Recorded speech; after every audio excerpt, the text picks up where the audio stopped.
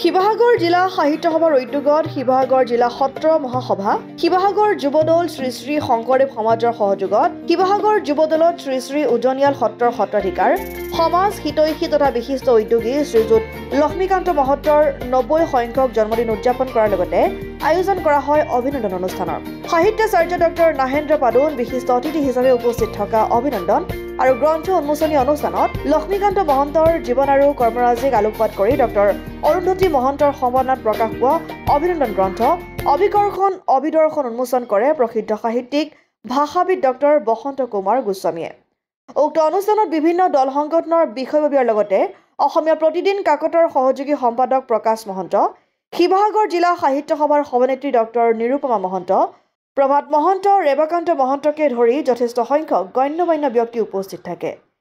মোৰ ক'বলৈ ভাষাই নাই, কাৰণ 90 বছৰ হোৱাৰ পিছত আজি শিৱসাগৰ সাহিত্য সভা, শিৱসাগৰ জিলা সত্ৰ মহাসভা, শিৱসাগৰ যুৱদল আৰু শ্ৰী শ্ৰী শংকৰদেৱ সমাজ, এই 4টা অনুষ্ঠানে আমাৰ অভিনন্দিত কৰিবৰ কাৰণে এখনি গ্ৰন্থ প্ৰকাশ কৰি আজি ৰাইজক নিমন্ত্ৰণ কৰি আনি গ্ৰন্থখন উন্মোচন কৰিছে।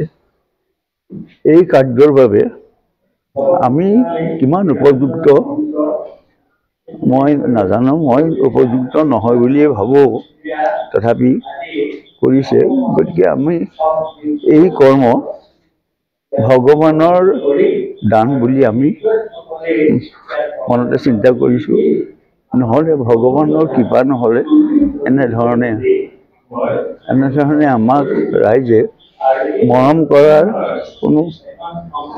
কোনো যুক্তি থাকিব নোৱাৰে। গতিকে শিৱসাগৰৰ পৰা ছৈয়দ মুস্তাকুৰ ৰহমানৰ ৰিপৰ্ট, অসম আদিত্য।